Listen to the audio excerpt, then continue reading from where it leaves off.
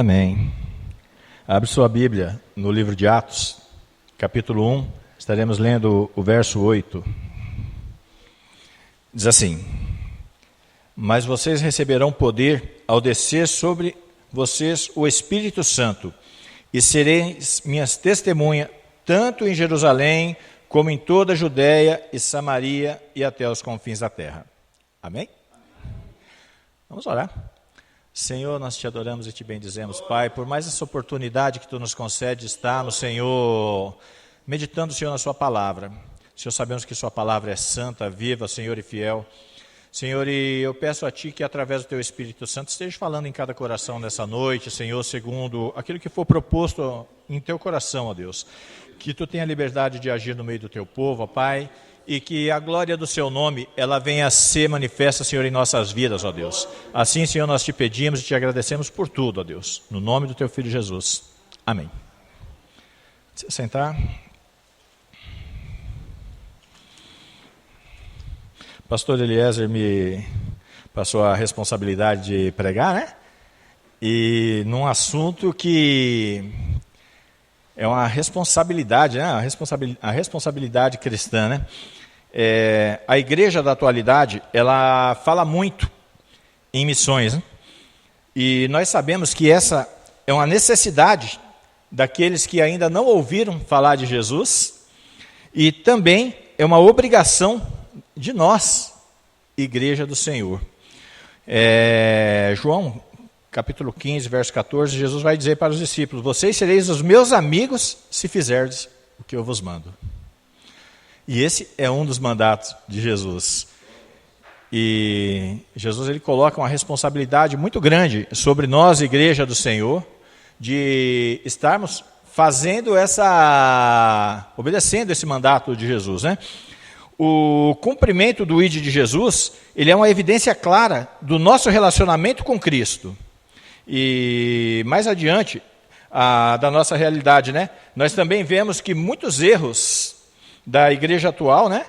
Que nós precisamos voltar para a igreja primitiva e ver qual foi o motivo de sucesso, né?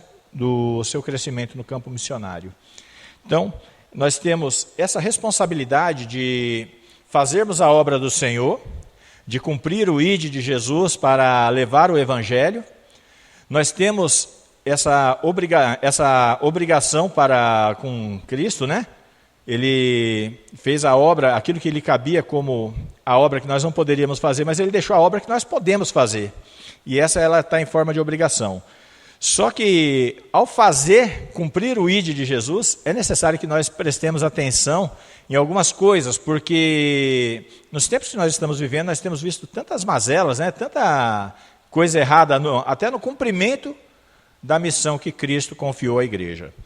Então, a igreja primitiva, ela serve ali como um parâmetro para nós, igreja da atualidade, estarmos olhando para ela e entendendo qual que é o motivo do sucesso dessa igreja no campo missionário.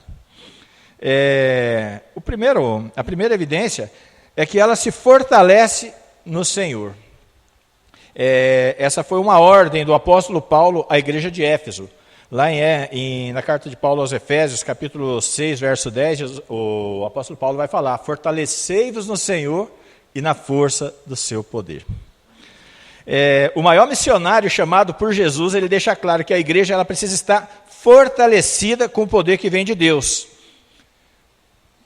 Paulo, um missionário nato, ali, referência para nós cristãos, ele fala: vocês precisam estar fortalecidos na força do Senhor. Existe uma forma de você fazer a obra do Senhor, e essa forma é fortalecido pelo poder que vem de Deus. E o motivo que Paulo coloca isso para aquela igreja é muito claro. Ele vai falar lá no verso 12, ele vai dizer que é porque nós não temos que lutar contra a carne ou sangue, mas sim contra os principados e potestades, contra os príncipes das trevas desse século e contra as hostes espirituais da maldade nos lugares celestiais. A igreja está lidando não é somente com meros homens, né? A missão da igreja é uma missão de grande responsabilidade, mas ainda além disso, nós não estamos lutando contra homens. Paulo deixa muito claro que a nossa luta é contra potestades, principados que agem nos ares, que têm dominado os homens do tempo que nós vivemos, e de todos os tempos, né? Homens que não têm a Deus e são dominados justamente por essas potestades. E aí a gente vê a resistência que os missionários, não é somente o missionário em campo, que quando a gente fala missionário, a gente entende o missionário que está lá na África, o missionário que está na janela 1040, mas o missionário que atravessa a rua para poder falar de Jesus. A resistência que nós encontramos, por quê? Porque nós estamos entrando no território do inimigo. Nós estamos entrando no campo de propriedade do inimigo. Estamos entrando lá dentro para poder saquear os seus bens. E ele não vai deixar isso barato, né? Ele vai querer dificultar o máximo. E o apóstolo Paulo ele fala, é contra essas forças que vocês estão lutando.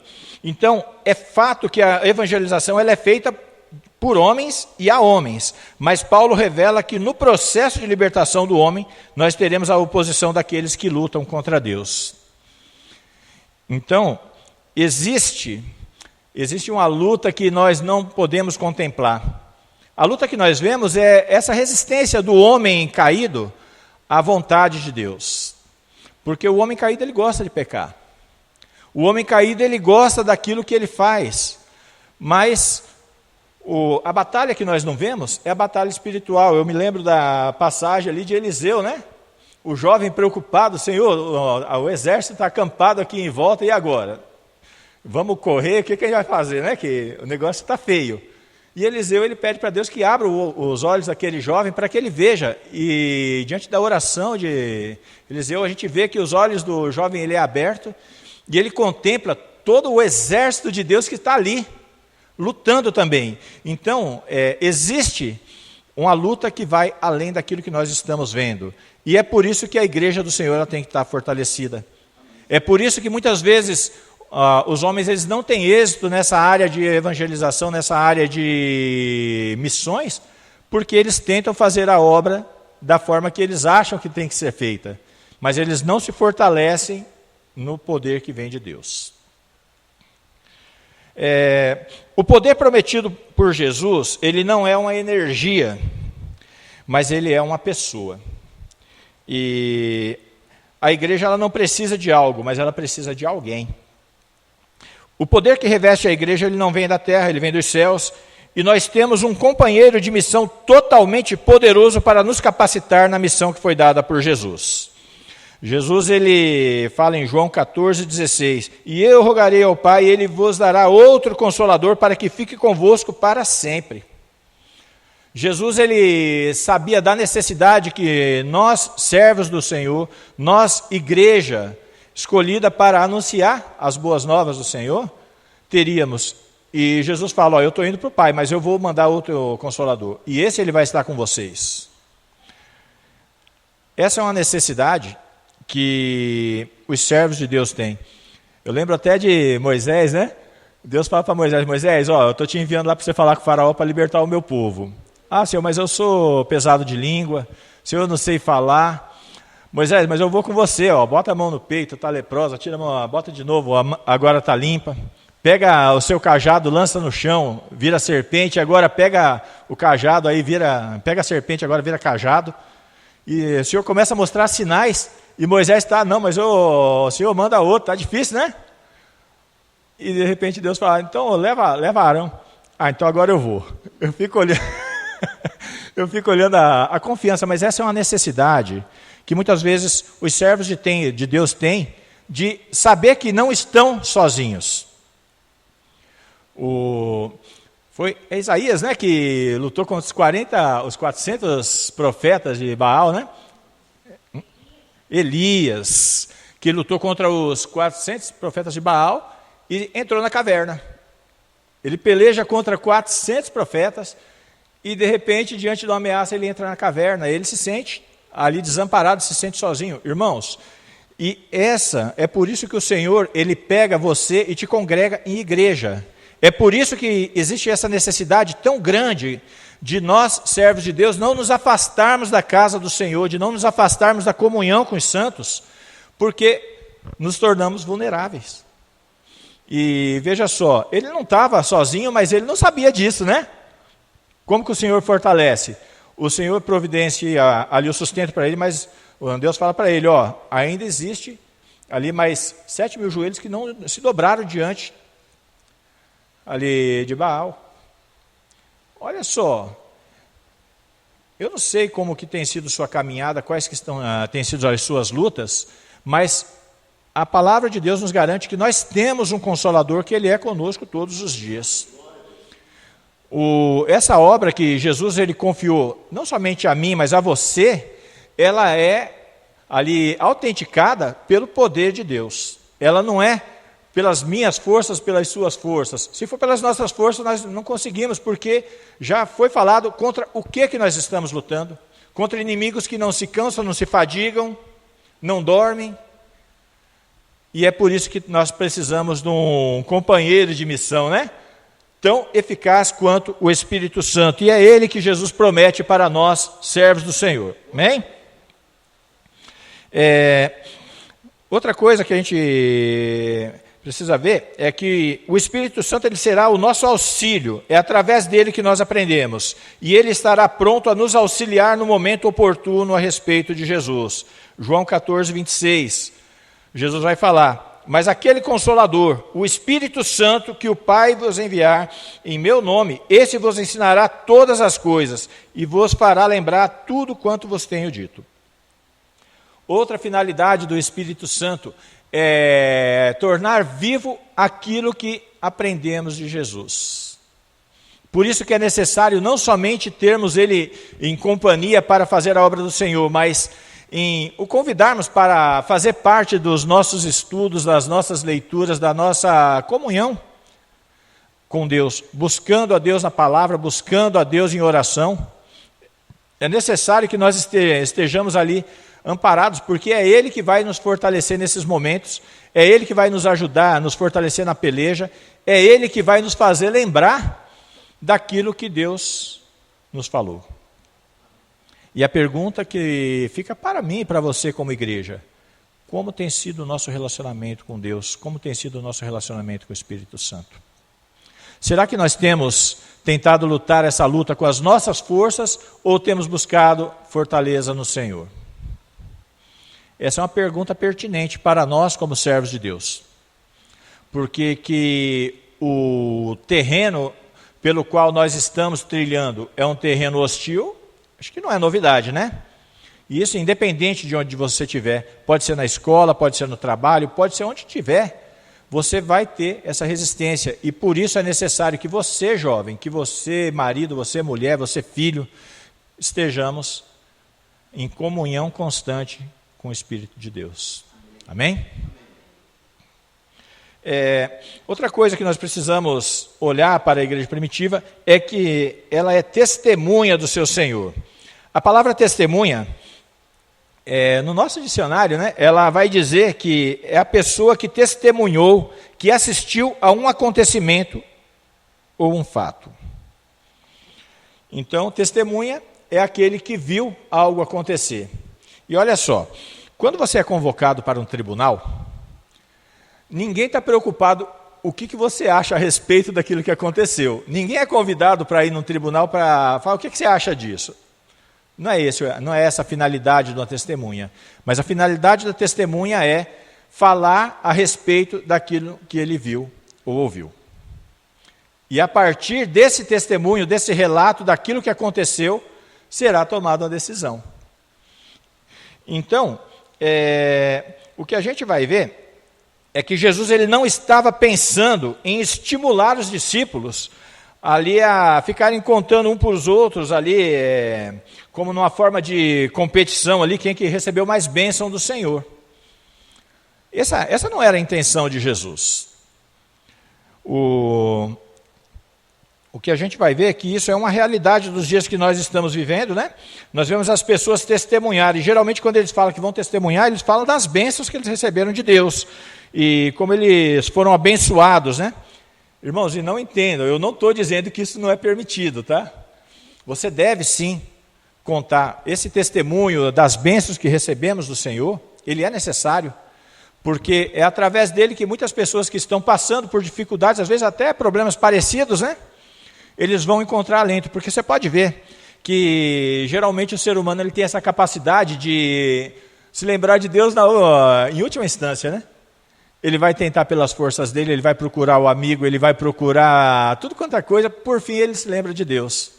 E muitas vezes ele toma tanta paulada na cabeça, quebra tanta cara com esse procedimento, por quê? Porque ele deveria, como servo de Deus, ter buscado a presença, a direção de Deus em primeira instância. Mas então, para isso, esse testemunho ele é importante porque ele vai dar ele serve de direção para aqueles que estão chegando. Mas a testemunha aqui que Jesus está falando não é a respeito disso. A testemunha aqui é aquele que vai falar a respeito de um fato que ele viu e ouviu. E por isso que quando se fala ali dos apóstolos, quando Judas ele se mata, que os apóstolos eles vão escolher outro para tomar o lugar de Judas, esse é um dos requisitos que eles falam que é importante. É alguém que esteve no ministério terreno de Jesus, que acompanhou do começo até o final. Por quê? Como que eles seriam uma testemunha ali escutando aquilo que o outro falou ali no começo? Então os apóstolos julgaram importante que essa testemunha fosse uma testemunha ocular, ali que tivesse visto e aprendido diretamente de Jesus para poder ocupar aquele lugar. Nós sabemos que hoje isso já não é mais possível, né? E até por isso eu tenho muita resistência com essa questão dos apóstolos da atualidade, porque eles pegaram aquele telefone da cordinha, que um fala na lata aqui e o outro escuta lá do outro lado, e muitas vezes a história que eles estão contando, a gente vê que ela não está batendo com a história relatada por aqueles que testemunharam a respeito de Jesus. Então, esse testemunho que Jesus está falando é justamente a respeito dele. É a respeito daquilo que Cristo fez por nós, né? A mensagem da igreja, ela é o Evangelho. É através do Evangelho que os homens chegam ao conhecimento da sua queda e separação de Deus. Romanos 3:23 diz que porque todos pecaram e estão destituídos da glória de Deus. Esse é um fato. Por melhor que seja o homem, por mais gente boa que seja um homem, se ele não tem a Cristo, ele não tem nada. Simples desse jeito. E é através do Evangelho que o homem chega ao conhecimento da sua total incapacidade de se aproximar de Deus, porque pelas suas obras, ainda que as melhores e mais bem intencionadas, ele jamais poderá agradar a Deus. João 6,44, Jesus fala, ninguém pode vir a mim se o Pai que me enviou não o trouxer. Jesus ele já deixa claro, olha, só existe uma forma, é por mim. Só existe um meio, é por mim. E é através do Evangelho que o homem chega ao conhecimento da obra redentora de Cristo e a sua total necessidade da misericórdia e justiça de Cristo sobre sua vida, o representando diante de Deus. Atos 4:20, né? E diz lá, e em nenhum outro a salvação, porque debaixo do céu nenhum outro nome há dado entre os homens em que devamos ser salvos. E ainda em Atos 4, verso 20, o primeiro foi Atos 4:12, agora em Atos 4, verso 20, porque não podemos deixar de falar do que temos visto e ouvido. Olha só, o Evangelho, ele é isso. O Evangelho é o poder de Deus para a salvação. E o Evangelho é a mensagem ali, não somente autenticada, mas determinada por Deus que estivesse na boca da sua igreja. É essa mensagem que tu tem carregado? Você já parou para ver o que tem virado o Evangelho dos tempos atuais? O que tem sido oferecido? Homens caídos, sendo engodados por pregadores que mostra para eles que eles não são tão maus, vocês não são tão maus. Vocês só precisam ali vir para Deus poder abençoar vocês. Isso é tudo que os homens querem, é seu ego massageado e saber, olha, tem alguém que me ama. Mas essa não é a mensagem do Evangelho. A mensagem do Evangelho, ela confronta o homem. A mensagem do Evangelho, ela vai mostrar para você e para mim aonde nós temos que ser trabalhados, aonde que ainda existe coisas em nossas vidas que precisam ser retiradas, que precisam ser trabalhadas a cada momento por Deus, de tal forma que nós venhamos sendo ali moldados à imagem de Jesus Cristo. E é somente através do Evangelho, é somente através dessa mensagem que foi destinada à igreja, que isso vai acontecer. Então, irmãos, eu fico preocupado quando eu vejo esse Evangelho que tem sido pregado, né? E nós estamos nesse tempo onde o Evangelho macio, onde a palavra que acalenta pecadores, ela tem sido levada, e nós temos visto tantos evangélicos e não cristãos. Ali tantas pessoas que carregam o título de cristãos, mas na verdade não são. E esse título de cristãos, ele foi dado a Paulo e Ananias, né? Porque depois de um ano lá em Antioquia, vivendo e pregando a palavra de Deus, eles olhavam e falavam, gente, olha, tudo que esses caras estão pregando, tudo que esses irmãos pregam, é certinho que eles vivem. Eles são cristãos, eles vivem de acordo com o ensinamento de Cristo. E isso seria algo para nós meditarmos hoje. O meu cristianismo, ele tem autenticado o título que eu carrego? O meu cristianismo, ele tem autenticado ali esse nome de cristão? Porque quando eu falo que eu sou cristão, eu estou falando, eu sou discípulo de Cristo. Eu vivo aquilo que Cristo falou que era para mim viver. Isso tem sido uma realidade na minha e na sua vida?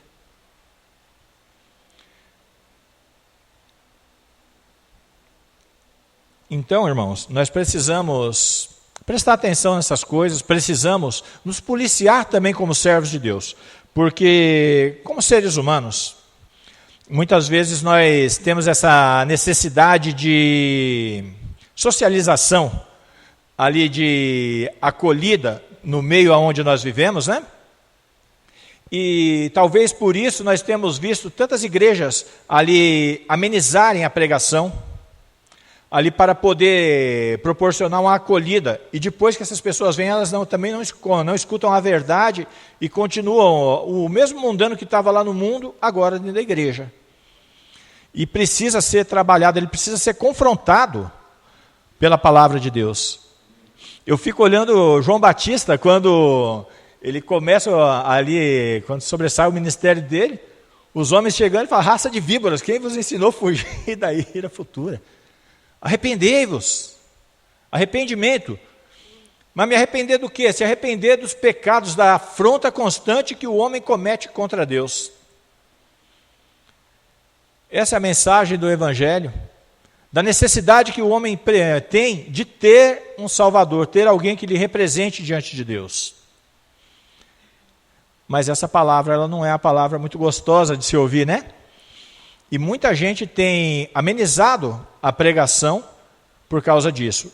E está chegando tempos em que a igreja do Senhor, ela será agora não somente, ela não vai ser por causa de socialização, mas vai ser por causa de mordaça mesmo, aonde a palavra do Senhor, ela será agora controlada, verificada, né, pelas agências de checagem nas redes sociais. As pregações, não, isso você não pode falar, isso é discurso de ódio. Nesse tempo que as pessoas estão propondo atualizar a Bíblia, tirar textos ali que vão diretamente contra o pecado que a sociedade tanto ama, e vamos amenizar isso. Mas a pergunta que fica para mim e para você como igreja do Senhor, qual é a autoridade que nós temos de tirar uma letra da palavra do Senhor? E esses serão tempos difíceis para a igreja fiel à palavra de Deus. E por isso, irmãos, nós precisaremos do poder que vem do Espírito Santo. Foi essa mesma resistência que Pedro e João recebem, né? Quando eles começam a falar de Jesus lá e os principais sacerdotes, eles chamam eles, vem cá, não, vocês não podem falar sobre isso não. E a resposta de Pedro é, mais vale a gente fazer a vontade de Deus do que agradar a homens. Nós não estamos aqui para poder agradar a homens, não, a gente está aqui para fazer a vontade de Deus, e o discurso é esse, e nós vamos continuar falando. Agora a pergunta é, se nós como servos de Deus estamos dispostos a essa rejeição, estamos dispostos a ter essa perseguição.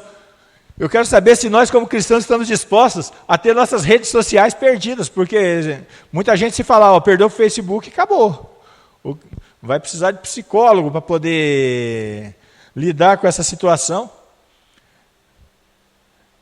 Mas nós temos visto irmãos do Oriente, irmãos da janela 1040, né, que eles são perseguidos até por falar, eu sou cristão, eles não precisam pregar não, só ele falar, eu sou cristão, ele já é perseguido. Eles não têm essa liberdade, mas eles têm ali o Espírito Santo que tem, ali os fortalecido e ali acompanhado nessa caminhada. Isso é promessa de Deus, irmãos. E talvez os cristãos da atualidade eles têm caminhado sozinhos, é justamente por causa disso. Essa falta de relacionamento, essa confiança, esse apego a essas coisas. E assim, o que ficaria de Deus para nós é que nós não temos essa opção como servos de Deus de abrirmos mão da verdade. Conversando com a colega minha, ela falando ali de algumas mazelas ali na igreja dela, e olha que isso já tem um tempinho, agora eu creio que já deve estar pior, né? Ali a igreja cedendo ali essas questões culturais, né, que está chegando. E eu estava falando com ela, falei, a igreja de Deus ela vai ter que prestar conta diante de Deus, porque a nossa mensagem é essa daqui. A igreja não tem essa autoridade de mudar a palavra do Senhor. E ela falando para mim que estava muito preocupada com isso, com a mudança do discurso da igreja, com a mudança na mensagem que a igreja estava levando nesse tempo. E a terceira coisa que a gente pode ver aqui nesse texto é a abrangência do evangelho, né? Então, nós começamos a praticar missões anunciando a palavra de Deus. Nós podemos anunciar exatamente onde nós estamos, em casa, no trabalho, na escola, na faculdade. Anunciar é o ponto de partida para chegar aos confins da terra.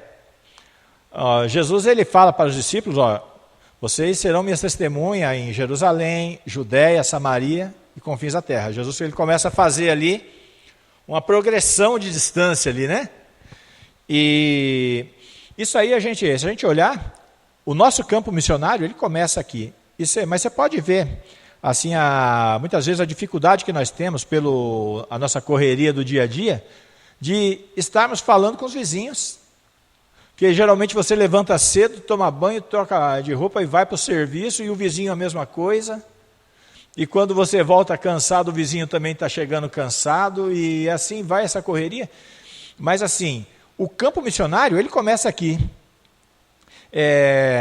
Olha só, apesar do mandato de Jesus ele ser muito abrangente, que ele começa em Jerusalém e ele acaba nos confins da terra, nós vemos que muitas igrejas estão preocupadas em evangelizar o mundo, mas se esquece do vizinho de casa, se esquece daqueles que estão perto. Irmãos, como tem gente precisando de Cristo ao nosso redor, como tem gente precisando ali escutar a palavra de Deus, serem confrontadas pela palavra de Deus. E isso começa aqui. Você nunca vai conseguir ser um missionário na África, na Ásia, sem antes ser um missionário aqui no seu bairro. Não tem como. É aqui que você vai começar a obra. É aqui que tem pessoas que ainda estão morrendo por falta de conhecimento da palavra de Deus. E nós temos essa obrigação. Jesus ele começa em Jerusalém, que é a cidade onde é considerada pelos judeus ali a cidade de Deus, o recanto dos justos, né? E isso muitas vezes acontece na igreja. Nós vemos tantos cristãos acomodados dentro da igreja falando de Jesus um para o outro, né? Aí fica, Jesus me abençoou, Jesus isso, Jesus aquilo, mas está só aqui dentro. Mas ir para fora da igreja, isso aqui seria Jerusalém. ali os discípulos eles começam ali, e Deus está vendo, estão ficando acomodados nesse lugar, né? E Deus levanta a perseguição ali para os discípulos poder ali cumprir esse ide ali de Jesus. Nós sabemos ali que Jerusalém, apesar de carregar esse título de cidade de Deus, não era assim também como nós estamos dizendo, né? Porque Jerusalém era uma cidade religiosa, mas que os homens eram totalmente distantes da vontade de Deus. Porque no judaísmo eles estavam ali tentando agradar ao Senhor pelas suas forças. Eles não estavam sendo fortalecidos pelo Espírito de Deus. E é aí que a igreja de Jesus teve êxito, porque ela não estava lutando com suas forças. Aí Jesus continua. Vocês vão para a Judéia dos judeus, dos gentios, né? Pejorativo, os judeus olhando, aquilo ali é a cidade de segunda classe ali. Tem uns judeus por ali, mas tem muitos gentios, aquele povo ali se misturando, não era tão bem vista, né? Quando nós falamos de Samaria, então, os judeus já arrepiavam. Os caras já, aquela rixa, não, isso é um povo contaminado que desobedeceu ali à vontade de Deus, se miscigenaram.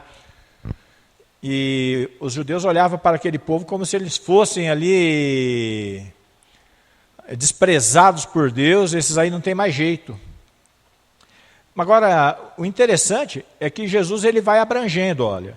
Começa aqui, na casa de Deus, vai ali aonde tem aqueles que parece que não dão tanta atenção para as coisas de Deus, ali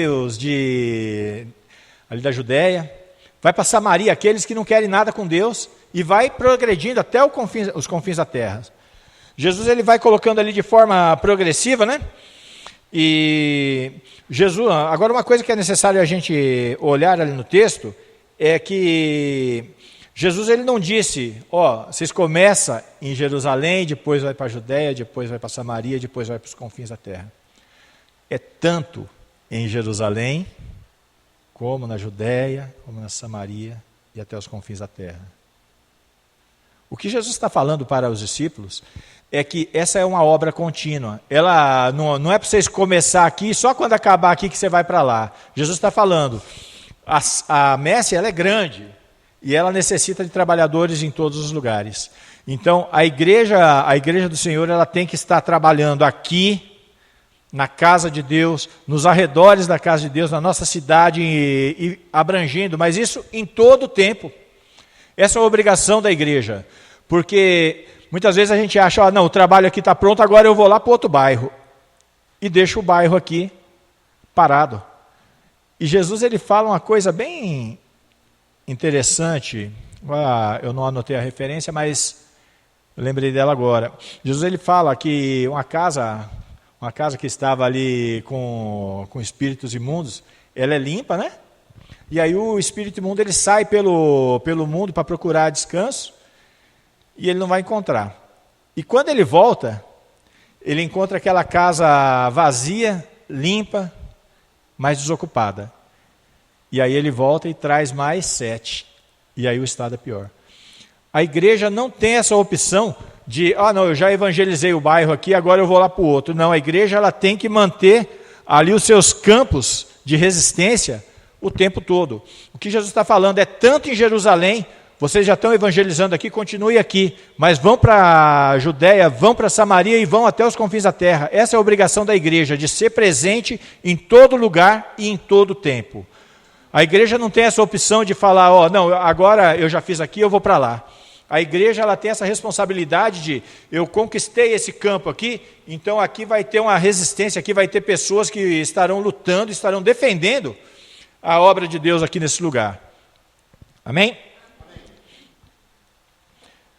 O evangelho ele precisa ser pregado todos os lugares e todo o tempo. É um processo contínuo de anunciar a obra de Jesus. Uma vez que nós não sabemos quando será o tempo que o Senhor irá salvar o indivíduo. Então essa mensagem ela precisa estar viva não somente no coração, mas na boca da igreja. Nós precisamos também quebrar essas barreiras culturais e religiosas, né? Os judeus eles viam a Judéia como uma cidade ali de segunda classe, como nós já falamos, né? E, assim, é uma cidade que abriu as portas para aquilo que não é de Deus. Irmãos, muitas vezes nós temos feito isso. Muitas vezes nós olhamos para essa divisão da cidade dessa forma. E eu fico preocupado e às vezes eu fico tranquilizado em relação a isso. Às vezes eu brinco com o Cleilson, eu falo, pastor, ainda bem que a igreja é de Deus. Ainda bem que essa igreja é Deus que chama. Porque Deus, ele olha para a necessidade dos homens e ele age com misericórdia. Se a igreja fosse minha, só ia ter peixe meu. Só ia ter colega meu e falar, não, esse aqui eu não gosto muito dele, não serve para a minha igreja. Esse aqui eu não vou muito com a cara dele, eu acho ele meio diferentão de mim, então esse aqui não combina com a minha igreja. Não, mas a igreja é de Deus, Deus é perfeito. Deus, ele olha para o homem mais miserável e ele fala, esse aqui vai ser um vaso valoroso na minha obra. Olha Paulo. Olha o apóstolo Paulo, o maior evangelista que se tem notícia, era um perseguidor da igreja e os homens correndo de Paulo e Deus olhando para Paulo e falando, não, esse é um vaso valoroso que eu vou usar. Deus, ele olha para os homens, né? E ele vê, assim, essa necessidade que os homens têm, independente de sua situação, o poder de Deus, ele pode transformar as vidas. E como a igreja é de Deus, eu sei que Deus tem colocado as pessoas certas na casa dele. E isso é tão bom. Em Marcos 2,17, Jesus vai dizer, porém, ouvindo isso, disse-lhes, não necessitam de médico os sãos, mas sim os enfermos. Eu não vim para chamar justos, mas pecadores. Olha só o problema das panelas na igreja, né? Os problemas ali que muitas vezes nós temos, ali daquela questão, o irmão que eu tenho afinidade, e muitas vezes nós deixamos de fazer ali, de nos relacionarmos com outros irmãos que a gente não tem tanta afinidade, mas é uma obrigação. Às vezes a gente deixa de pregar o evangelho para aquele porque eu acho que ele, não, esse aí eu acho que não. E eu fico olhando, né? Porque o primeiro entendimento que nós temos que ter como povo de Deus e calvinistas é que a salvação, ela vem por intermédio da pregação do evangelho, e nós não temos lista de salvos. Graças a Deus por isso. Graças a Deus por isso. Quando você não tem a lista, você tem a obrigação de pregar para todo mundo. Quando você não sabe quem que é o eleito, você tem a responsabilidade de olhar para cada um e o amar como se fosse um. E pregar o evangelho como se ele fosse um. Por quê? Porque você não sabe quem é e nem qual é o tempo que o Senhor vai trazer ele para o rebanho. E se Deus não trouxer, se ele não for, você cumpriu com a sua obrigação do ID. Você agiu com o mesmo amor que foi agido para com sua vida. Porque aquele que pregou para você também não sabia se você era um escolhido de Deus. Ou você acha que sabia? Você acha que quando ele olhou para você, falou, rapaz, olha só, tem uma cara de crente. Isso tem uma pessoa tão boa que só falta Jesus. Deus, por melhor que o homem seja, ele não tem nada para oferecer para Deus. Ele precisa da misericórdia. E às vezes eu fico até mais preocupado com esses bonzinhos. Eu digo porque eu era um. É boa praça, não briga, não isso, não aquilo. Só falta Jesus, falta tudo na vida do cidadão. E muitas vezes esses é aqueles que acham, não, eu tenho muita coisa boa, né? E aí quando ele olha para os outros, ele acha, não, aquele lá não, esse não enquadra, né, para a obra de Deus, porque esse cara é muito problemático. Mas olha só, é justamente esses problemáticos que Deus levanta e usa na obra de Deus. É esses que Deus tem chamado para poder dar testemunho do grande poder de Deus e da grande miséria do homem. É na nossa grande miséria que o grande poder de Deus ele é manifesto. E se nós entendêssemos isso, se nós tivéssemos o tempo todo no nosso coração esse entendimento e esse pensamento, esse sentimento, nós iríamos agir com mais misericórdia em relação a essa questão da evangelização.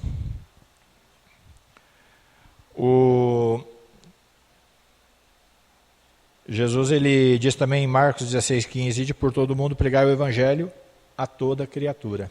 É toda, é sem exceção. Prega e deixa Deus fazer a obra. O primeiro entendimento que nós temos que ter como povo de Deus, né, é que é Deus que vai abrir, é Deus que vai agir, é Deus que vai salvar, é Deus que vai operar o milagre que é necessário nesse campo da evangelização. Mas Deus ele trabalha através da minha e da sua pregação do evangelho. É através da nossa disposição de cumprir o ID de Jesus que Deus ele vai agir. Ali o apóstolo Paulo, ele vai falar ali em Romanos 1,16, porque eu não me envergonho do evangelho, porque é o poder de Deus para a salvação de todo aquele que crê, primeiro do judeu, depois do grego. E Paulo ainda diz aos Coríntios 1,23, nós pregamos Cristo crucificado. Ele é escândalo para os judeus e é loucura para os gregos. Irmãos, mas para aqueles que creem, é poder de Deus. Para aqueles que creem, é o perfume de Cristo que tira o homem da perdição e o traz para a luz de Deus. Então, concluindo, sem o Espírito Santo não há poder de Jesus. Não tente fazer a obra de Deus sem estar em comunhão ali, cheio do Espírito Santo de Deus. Sem o Espírito Santo, a pregação do Evangelho se torna ineficaz. Podemos falar até dar cãibra na língua. Sem o Espírito Santo, não vai ter êxito. E é claro que não vai haver conversão, porque é o Espírito Santo que convence o homem do pecado, da justiça e do juízo. Não está na minha responsabilidade converter ninguém.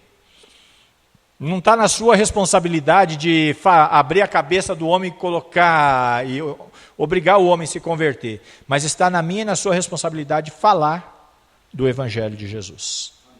E é através desse Evangelho fiel que o Espírito Santo vai agir.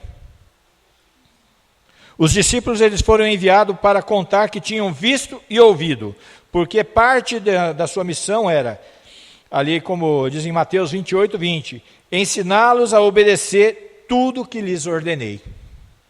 Jesus fala, ele dá essa recomendação para os discípulos. Vocês vão sair e vão ensinar eles a obedecer tudo que eu vos tenho ensinado. A grande comissão é uma obrigação de todo cristão. Todos os cristãos devem se considerar enviados para testemunhar do que vimos e ouvimos de Cristo, começando aqui, mas prosseguindo até onde o Senhor nos enviar e nos permitir. Isso tanto em Jerusalém, Judéia, Samaria, confins da terra, até o dia que o Senhor nos chamar. Essa é uma ordem de Jesus para as nossas vidas, que ela não entra em extinção. Enquanto Jesus não se manifestar em glória, a igreja tem essa responsabilidade. Enquanto Jesus Cristo não se manifestar, nós temos essa responsabilidade, não somente de nos enchermos do Espírito Santo, mas de mantermos comunhão, estarmos fortalecidos, buscarmos conhecimento em Deus, testemunharmos a respeito ali do poder de Deus, da palavra de Deus com fidelidade, com a mesma fidelidade que Deus tem para conosco. E ainda assim, em todo tempo, em todo lugar, sermos essa testemunha fiel que Deus, Ele requer que nós sejamos. Amém? Que Deus fortaleça a mim, primeiramente, e a você. Que Deus esteja fortalecendo a igreja, porque são tempos que nós iremos precisar desse revestimento do Senhor. Amém? Que Deus abençoe os irmãos.